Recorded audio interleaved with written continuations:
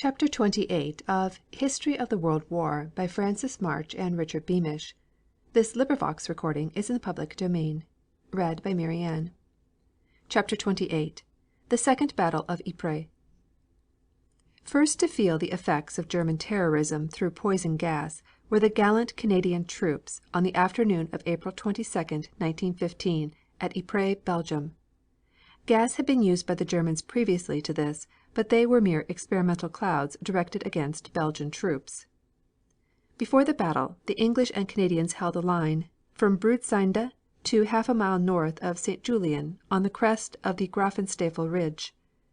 The French prolonged the line to Steenstraate on the Yperlee Canal. The Germans originally planned the attack for Tuesday, April 20th, but with satanic ingenuity the offensive was postponed until between 4 and 5 o'clock on the afternoon of Thursday, the 22nd. During the morning the wind blew steadily from the north, and the scientists attached to the German field headquarters predicted that the strong wind would continue at least 12 hours longer. The Canadian division held a line extending about 5 miles from the Ypres-Roulers railway to the Ypres-Poelcapelle road. The division consisted of 3 infantry brigades, in addition to the artillery brigades. Upon this unsuspecting body of men the poisonous fumes were projected by means of pipes and force pumps.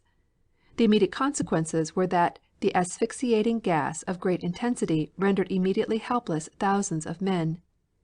The same gas attack that was projected upon the Canadians also fell with murderous effect upon the French.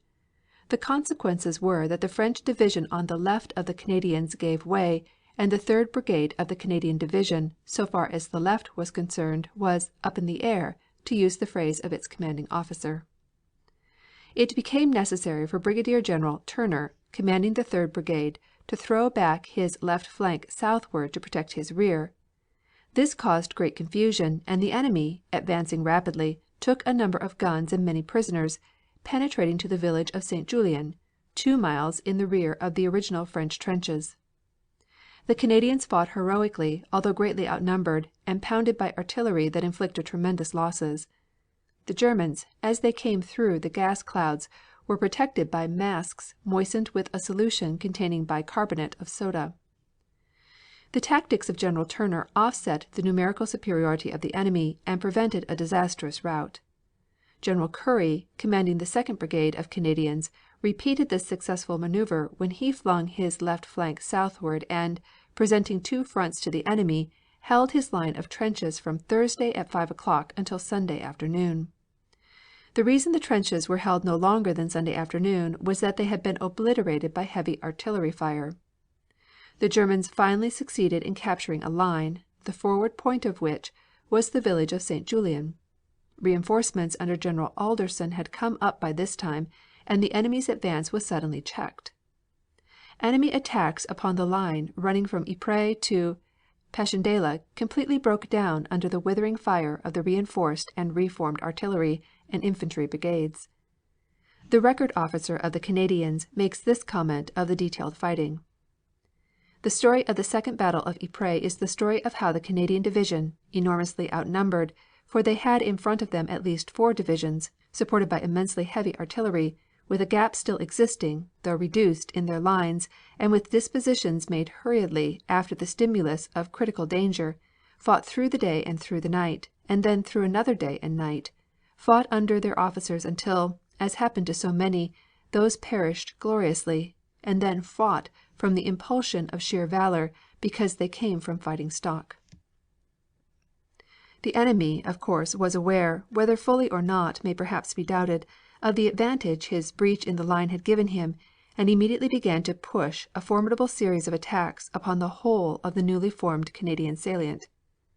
The attack was everywhere fierce, but developed with particular intensity at this moment upon the apex of the newly formed line, running in the direction of St. Julien.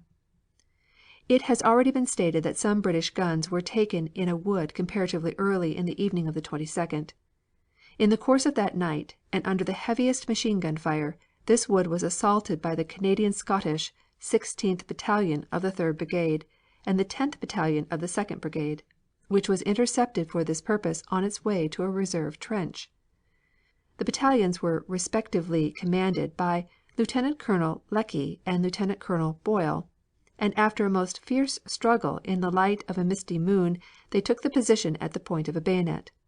At midnight the 2nd Battalion, under Colonel Watson, and the Toronto Regiment, Queen's Own 3rd Battalion, under Lieutenant Colonel Rennie, both of the 1st Brigade, brought up much needed reinforcement, and though not actually engaged in the assault, were in reserve. All through the following days and nights these battalions shared the fortunes and misfortunes of the 3rd Brigade. An officer who took part in the attack describes how the men about him fell under the fire of the machine guns, which, in his phrase, played upon them like a watering pot. He added quite simply, "I wrote my own life off." But the line never wavered. When one man fell another took his place, and with a final shout the survivors of the 2 battalions flung themselves into the wood. The German garrison was completely demoralized, and the impetuous advance of the Canadians did not cease until they reached the far side of the wood and entrenched themselves there in the position so dearly gained.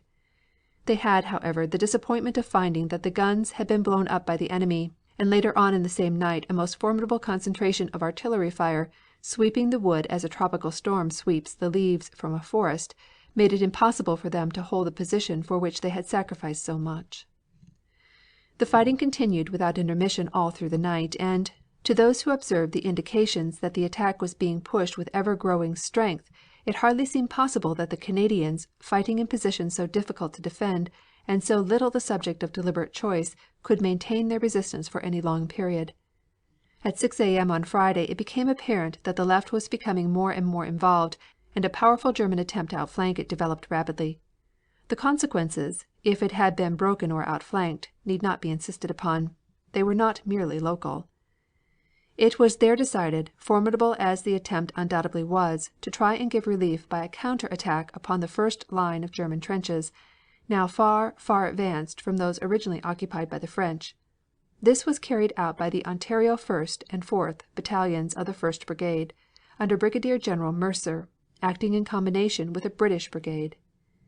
It is safe to say that the youngest private in the rank, as he set his teeth for the advance, knew the task in front of him, and the youngest subaltern knew that all rested upon its success. It did not seem that any human being could live in the shower of shot and shell which began to play upon the advancing troops. They suffered terrible casualties. For a short time every other man seemed to fall, but the attack was pressed ever closer and closer. The 4th Canadian Battalion at one moment came under a particularly withering fire. For a moment, not more, it wavered. Its most gallant commanding officer, Lieutenant Colonel Burchell, carrying, after an old fashion, a light cane, coolly and cheerfully rallied his men and, at the very moment when his example had infected them, fell dead at the head of his battalion. With a hoarse cry of anger they sprang forward, for indeed they loved him, as if to avenge his death. The astonishing attack which followed, pushed home in the face of direct frontal fire made in broad daylight by battalions whose names should live forever in the memories of soldiers, was carried to the front line of the German trenches. After a hand-to-hand struggle the last German who resisted was bayoneted, and the trench was won. The measure of this success may be taken when it is pointed out that this trench represented in the German advance the apex in the breach which the enemy had made in the original line of the Allies, and that it was 2½ miles south of that line. This charge, made by men who looked death indifferently in the face, for no man who took part in it could think that he was likely to live, saved, and that was much, the Canadian left.